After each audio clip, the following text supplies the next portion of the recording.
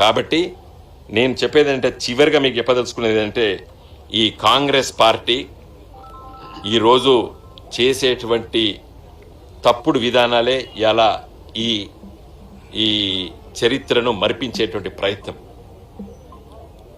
అసలు కాంగ్రెస్ పార్టీకి ఓటు ఎందుకు వేసిన ప్రజలు? మార్పు అంటే ఆర్థికంగా సామాజికంగా కేసీఆర్ కంటే ఎక్కువ ప్రయత్నం చేసి ప్రభుత్వాన్ని నడుపుతాడో 2000 వస్తున్నాయి మాకు పెన్షన్, 4000 వస్తాయని చెప్పి ముసలివాళ్ళు, మాకు 10,000 వస్తుంది 15,000 వస్తాయని చెప్పి రైతు బంధు అని చెప్పి రైతు మిత్రులు, అదేవిధంగా 2 లక్షల అప్పు మాఫీ చేస్తాడని చెప్పి రైతులు ఓట్లేస్తే 1.8% ఓట్లతోనే నువ్వు పదవిలోకి వచ్చినావు. Mind it. నీకు వచ్చినటువంటి మెజార్టీ ఓన్లీ 1.8%.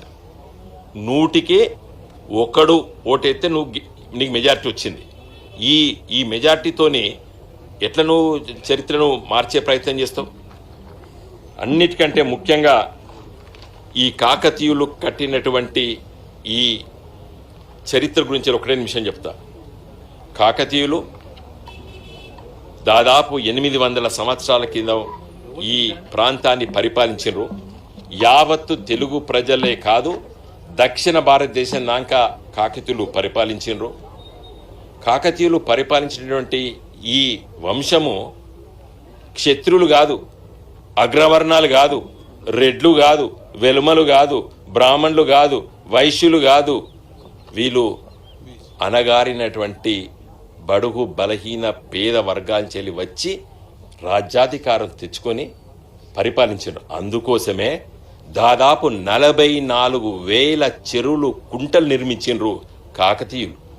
ఈ చిహ్నం దేనికి గుర్తుంటే ప్రాస్పెరిటీకి.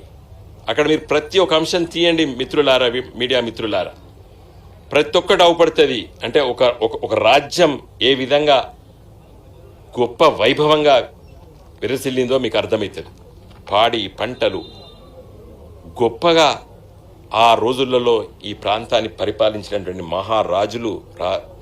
వాళ్ళ రాజరికం అంటే ఏదో ఒక దోపిడి వర్గాలు కాదు.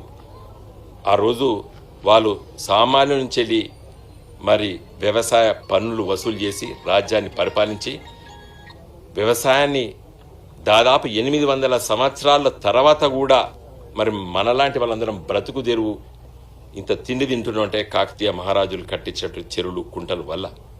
అందుకోసమే కేసీఆర్ గారు ఆ రోజు చాలామందితో చర్చించి ఈ కళాతోరణాన్ని మన చిహ్నంలో పెట్టడం జరిగింది.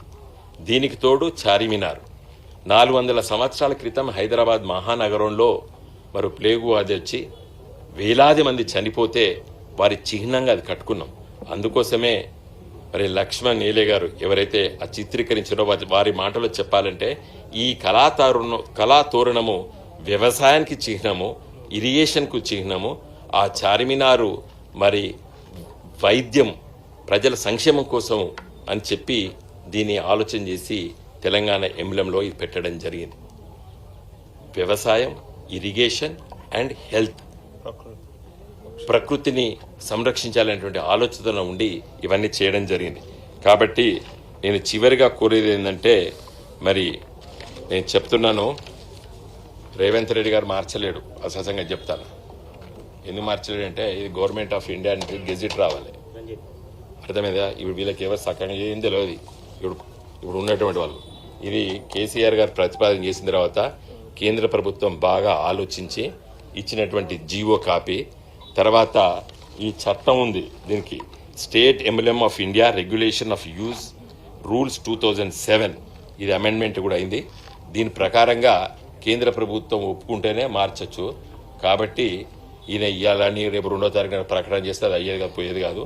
నేనే పర్సనల్గా హైకోర్టులో కేసు వేస్తున్నా. ఇప్పుడు సమ్మర్ వెకేషన్, అది సమ్మర్ వెకేషన్ అయిన తెల్లారే మై సెల్ఫ్ నేను, ఎందుకంటే కాకతీయ యూనివర్సిటీ కాలేజ్ ఆఫ్ లాలా నేను పట్టభద్రుడిని కాబట్టి న్యాయశాస్త్రం కాకతీయ విశ్వవిద్యాలయంలో చదివిన నేను తప్పనిసరిగా చట్ట ప్రకారంగా నాకున్నటువంటి హక్కు, ఫండమెంటల్ రైట్ ఇన్వోక్ చేసి నేను దీన్ని సంరక్షిస్తా. జై తెలంగాణ.